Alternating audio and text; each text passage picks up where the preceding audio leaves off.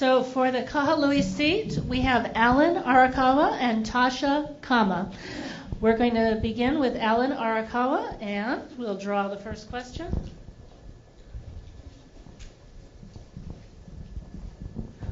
What changes would you make to overcome apathy and distrust to engage more community members to participate in county processes and testimony? That's a really tough question, because right now, with all of the internet and all of the interest that's going around, it's very difficult to get people to focus on the realities of what we really have to work with. We will reach out to many different organizations to try and get people to participate in our various government agencies, the committees, but it's very difficult. So we can try and publicize a lot more what we're doing, but the Maui News doesn't cover a lot of it. So they don't cover the day-to-day operations of most of the county facilities and what we're doing. So that's something that could be worked on. Actually getting what we produce out in public so they can see what we're doing. Because we literally work on hundreds of projects a month. Okay. Thank you. We do want to remind you to stand up. And then Tasha, same question. Would you like me to repeat the question? Please. What changes would you make to overcome apathy and distrust to engage more community members to participate in county processes and testimony? I don't think I need to make any changes. I think the change has to begin with the individual person themselves. And I think how you help people to become more civically engaged is by sitting down with them, talking with them about whatever that issue that they care about, because people have to care enough about something to stand up for something. Because if people don't stand up for something, they're doomed to fall for anything.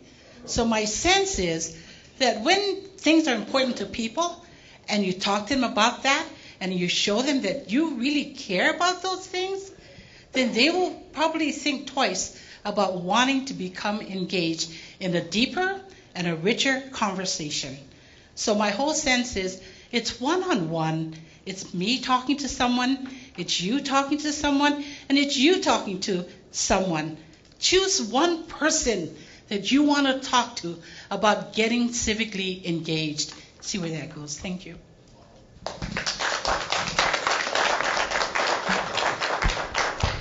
And this question is for Tasha. Tasha, do you support the triple bottom line view of sustainability, that is the balance of economy, environment, and social well-being? If so, why or why not? Please repeat that. I'd be happy to. Do you support the triple bottom line view of sustainability, the balance of economy, environment, and social well-being? If so, why or why not? Okay, I don't know about the triple thing, but I know this. Sustainability comes when we decide that that's what has to get done. And we decide that if we want to become sustainable, what does that look like to us? Well, I don't know about you all, but I kind of like to eat. So that means that I'd like to make sure that we have agriculture going on in our community. Thing is, if you got land, lucky you. But if you live in an apartment like me, where do I get to grow whatever food I'd like to eat? So that means we have to maybe create community gardens. Maybe we have to go and ask people gently for some of their land that they would like to give to us, because sustainability is all about the economy. It's about us. We are the economy. We're the people. And therefore, when I think about sustainability, that's what I think about, the economy and the people. Thank you.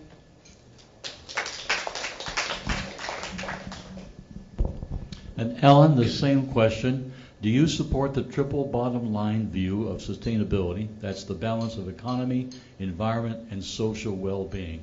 If so, why or why not? I absolutely support that. In order for us to be able to...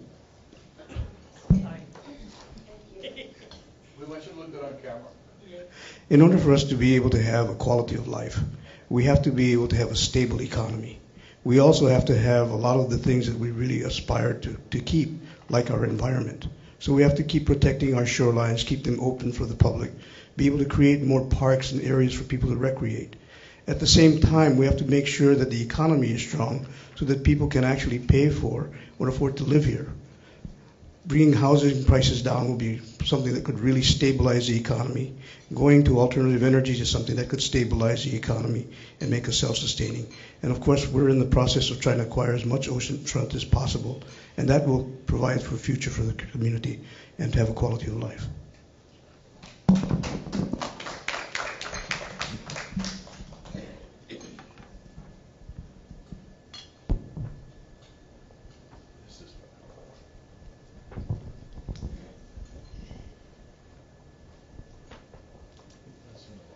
That was the title. Yeah. We had a couple of cut-up titles in here for me.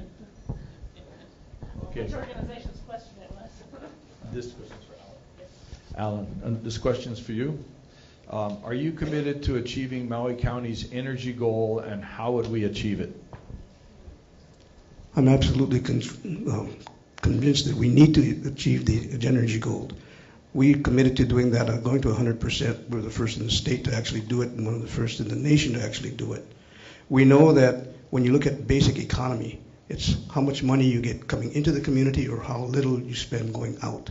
And if we can do all of the alternative energies within our community, we will increase our economy probably the largest amount that we possibly can in any one area. Being able to sustain what we have will also be able to help get rid of the carbon footprint that's affecting the rest of the world. So there's no reason why we can't do it, because we have the capability of doing 100% alternative energy here on Maui, even currently. It's more a question of being able to work with the electric company to get them to be able to convert to 100% alternative. And they've committed to that now, so just a question of when. We're currently trying to work with our fleet to try and get into alternative energy vehicles. We are working with photovoltaic, we're working with solar, we're working with a lot of different alternative energies. So our goal has been, for a number of years now, 100% alternative.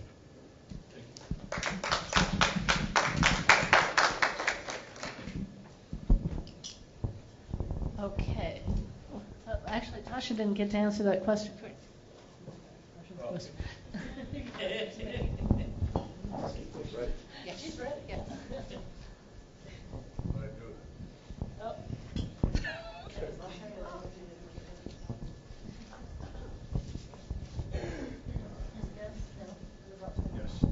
Tasha? Yes. Thank you. Thank you. Thank you for being very patient with me, You're all of welcome. you. I hope you have a good sense of humor, because I do, about myself. Are you committed to achieving Maui County's energy goal, and how would we achieve it? That's a no-brainer, right? Right? I mean, do we not want to achieve 100% energy? Right? I do support that. But I think, when I leave my house, I disconnect all the cords that don't need to be on. I turn off the light. And though you may think that it's a small thing that you do, can you imagine if 1,000 of us, or 100,000 of us, or 1,000,000 of us did that? And what we would do to contribute, at least in our little way. It's like the recycling question.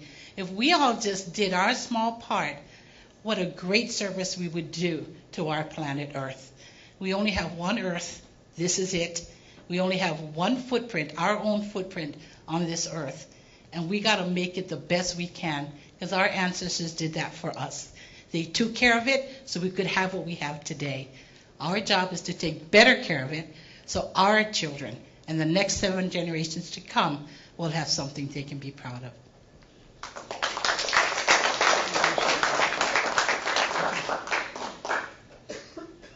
Okay, so Tasha, I'm going to ask you to stand again.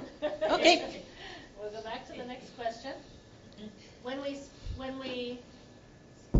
When we speak of preserving Hawaiian culture, what does that mean to you? And if elected, what would you do to practice this value? When elected, there's really only one value that is perpetuated and should be, and it's not really a Hawaiian value. It's a value that I think every culture embraces. It's that value called aloha, or in some other cultures they call it love. And that's what I would like to ensure that we all bring to the council, not just me, myself, but the entire team. Because when you work with love or aloha, you're not thinking about me personally, how I'm going to benefit, how I'm going to gain from this, but you're thinking about, does this and how does this benefit all of our people in our county who are counting on us. They're depending on us to make good decisions for their future as well as the future of their children. So when I look at Hawaiian values, it's really the value of aloha. Thank you.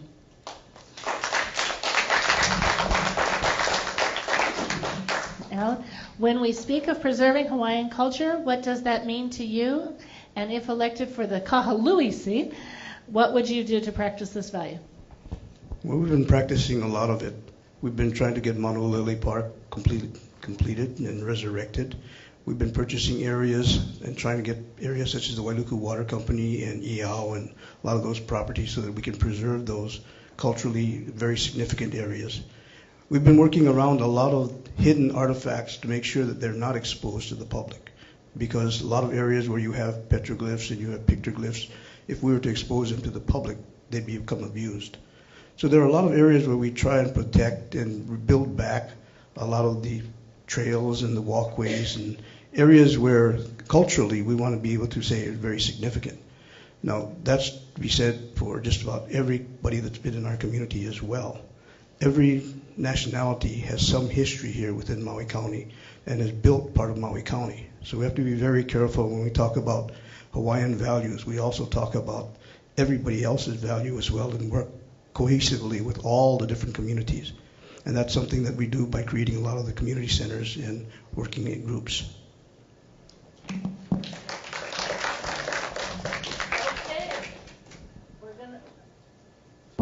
We're going to go on to the next race. So that concludes that race. Thank you both very much.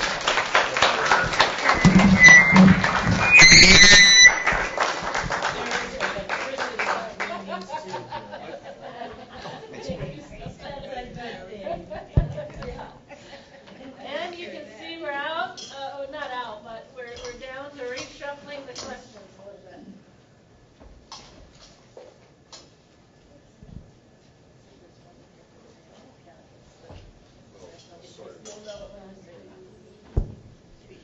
Okay, Mr. Mike Molina, we did not receive running for the Makawao upcountry seat. We did not receive a response from Trinette Furtado. So, Mr. Molina, do you support the triple bottom line view of sustainability, the balance of economy, environment, and social well-being? Why or why not? Okay, well, thank you very much for the question, Tom. It seems that I just heard that question earlier, but certainly a very good and worthwhile one to discuss. We're out here in the middle of the Pacific, where this is the perfect area for alternative energies, and also we live in a time where we need to really take a serious look at sustaining ourselves. If you look at the history of the native Hawaiian population, they've been sustaining themselves for thousands of years, so we can learn a lot from the host culture, whether it be growing food or considering alternative energy sources. We have a lot of sources for wind and photovoltaics, the sunshine and everything else. So certainly I do support that three-pronged bottom line on that.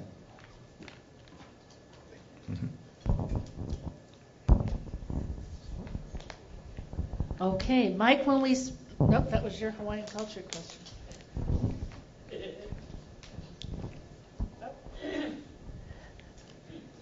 Sorry, that was the mayoral question. How can the county council best move affordable housing and rentals forward, and how does the council positively and negatively impact affordable developments? Okay, let me just first start. In my prior tenure on the county council, myself and the other members of the council initiated the Affordable Housing Fund, the First Time Home Buyers Fund, and we also created the Rental Assistance Fund. So it just takes people working together, real simply, and also working with the community. I've always said and felt that great communities are built on the ideas of many. So we have to start there, putting our egos aside and looking at some of our bigger problems that are out there. And we have to also maybe provide incentives to developers. For example, using the Affordable Housing Fund, if I can recall, Nahale o Maui, those funds were used to help augment housing projects and help reduce the cost for developers and prospective homeowners. You had entities like Lokahi Pacific that could do affordable housing and rental projects as well. So it's a real loaded question. I don't know how much time I have to answer that, but just simply put, it's reaching out to the community, working together, and sharing all kinds of ideas, because there's a lot of wonderful resources out there that we can get these ideas to address this housing crisis, although we have a lot of challenges having to deal with the cost of materials and shipping. Okay. Oh, sorry. All right. Thank you.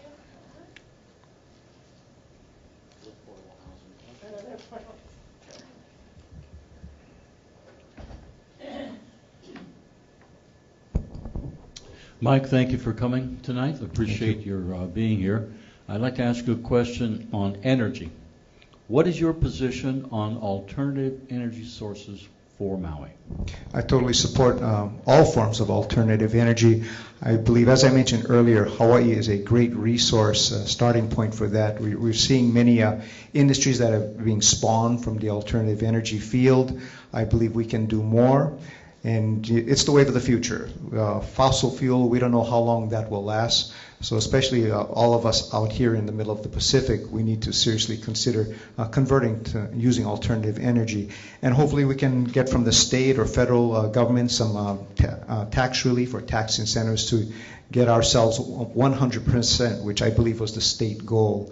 So that I'm certainly for, and especially when I hear my friends who have photovoltaics and how much they've saved on electricity, it's certainly a real viable option. And of course, working with Maui Electric, hopefully we can, establish some forms of partnerships and agreements.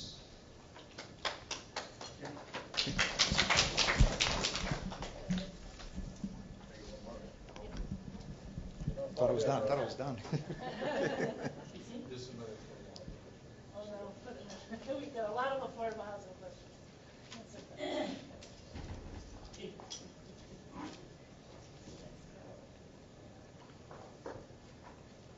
Okay, Mike, outdated community plans do not reflect current realities and best practices. How would you ensure the community plans are effectively updated and relevant? Good question. If I could use Central Maui as an example, the plan is close to 20 years old. We need to start first with looking at the process, working with the administration to see how we can get everybody on the same plane, if you will, so we don't have to wait for one community plan gets done, then we got to get another and wait. And it's been a frustrating process, so I'll be the first to admit. But we need to, again, work with the administration, learn from other communities. When I was on the council, I was not afraid to think outside of the box, look at what other communities are doing to see how we can fix the process to expedite addressing the community plans. If we have to establish some parameters with the administration that these community plans need to be done by a certain time, or else the community plans are deemed approved. So I think a combination of the council working with the administration and setting guidelines, maybe stricter guidelines, so we can get these plans done. So I don't want to use the term dilly-dallying around, but we have to move on. Oh, thank you. Okay. Speaking of dilly-dallying, thank you. That's all right. Yeah, we've got a little bit of time left, so you've still got a little bit of time. So we're just going to maximize your time. Okay. We'll see how it goes. What is your strategy for long-term solutions for rising sea levels impacting Maui? Good question. I wish I could.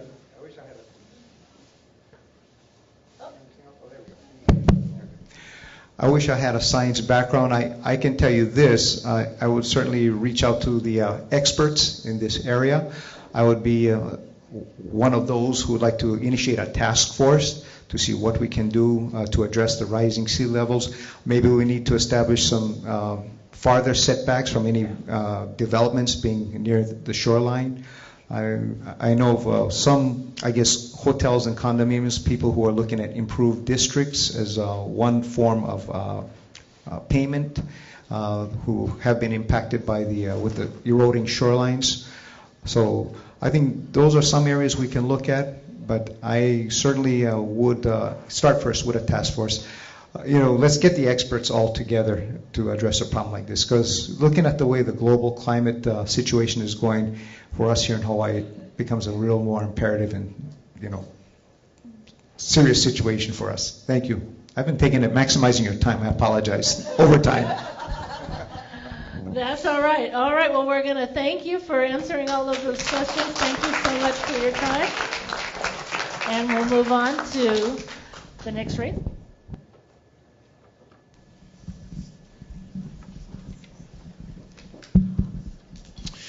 Thank you, Alice. Good evening. Thank you very much for coming tonight. I will start out with a first question for you. This is which race? The Wailuku seat. This is for the Wailuku seat. And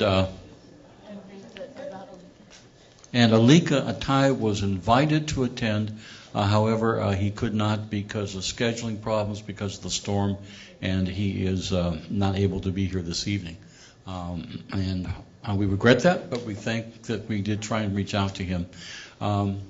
Alice, here is a question that you may be familiar with. What do you feel is the biggest obstacle to affordable housing and rentals? I think. So I have 3 hours to answer that question. It's a very complicated question, and all of you know it is multifaceted. But philosophically, the measure of a good society is how people take care of their disadvantaged. And we really need to hunker down and work together to find a multitude of solutions, not only for sale, but for rentals. And we need to establish like a step up kind of a continuum. There are a lot of people who can barely afford $150 a month for rent. And I know that for a fact because we have a residential facility and that's what we charge. But then sometimes they can't even pay that.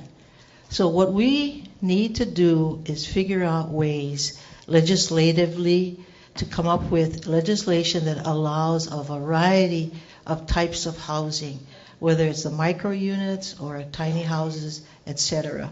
But a lot more work and cooperation needs to go into finding solutions. Thank you. Right on the red light. Appreciate it.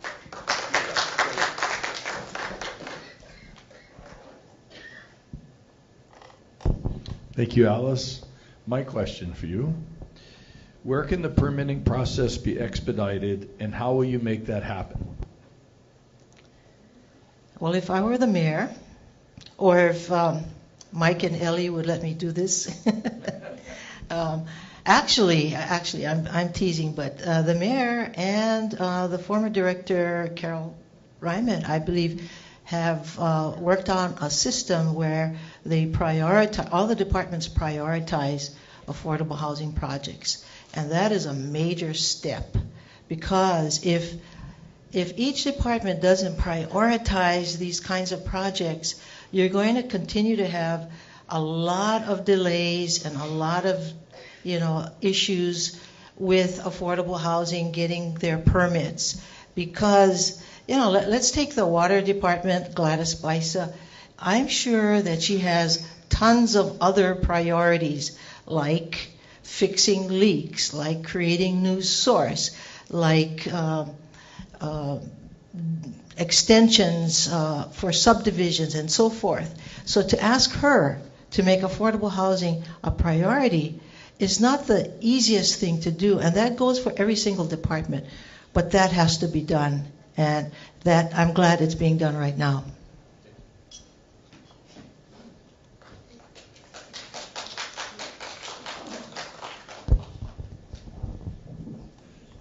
It's an affordable housing question. You can see we believe in recycling.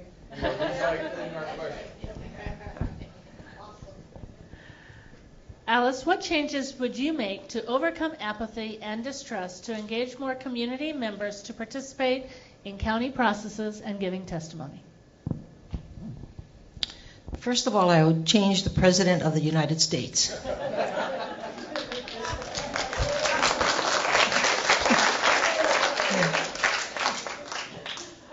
We need our leaders to be honest, to have integrity, to have credibility, to tell the truth, for heaven's sakes, no matter how hard it is.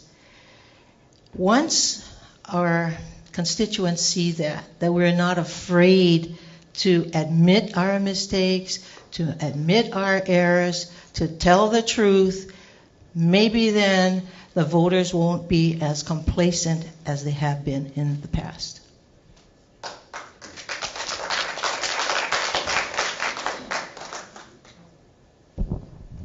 Alice, I have a question for you about agriculture.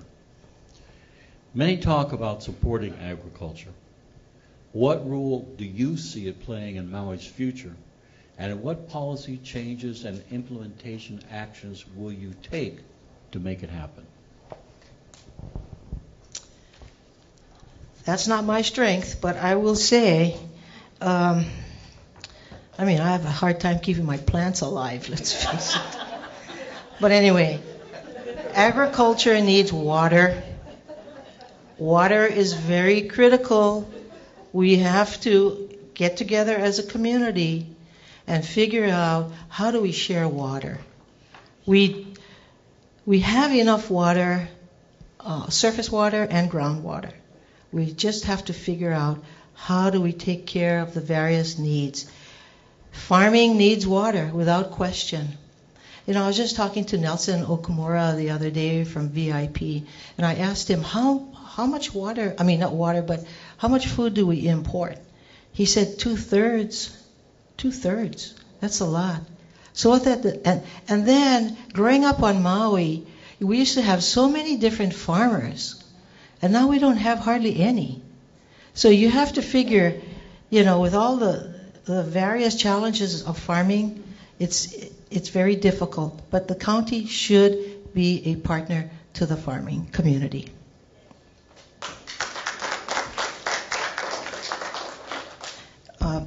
You notice I'm trying not to look at you. You notice I'm giving you the cue. The lights. Hey, I'm glad we can all laugh and be enjoy this process. Okay, Alice, my question is: every person has a passion to be a champion for something. What would you be the Maui County champion for?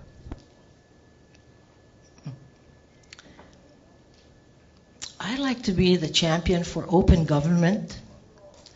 I'd like to be the champion for getting people to agree to collaborate and to work together, not only amongst the council members, but with the administration. I find that in the past, we've been able to do that, and I sure as heck know we can do it again. Thank you.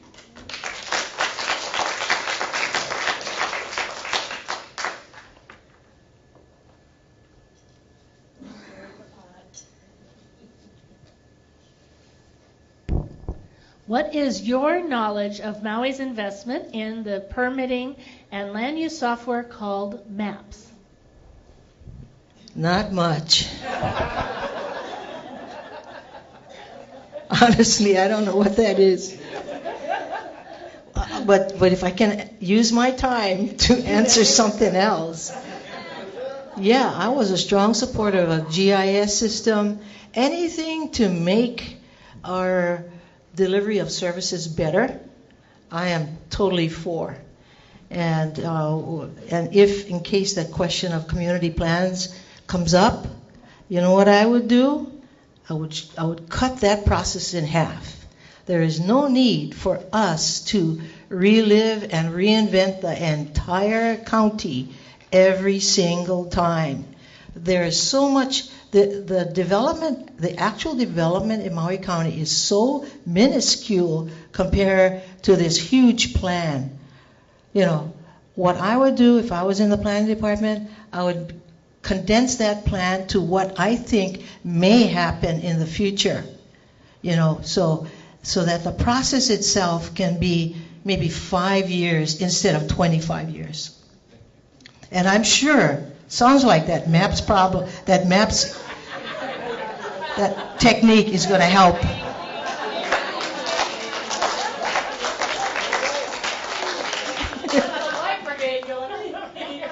Okay.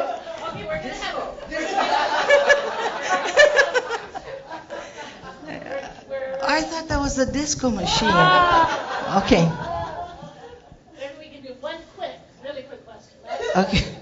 All right. I'm sorry for taking so long.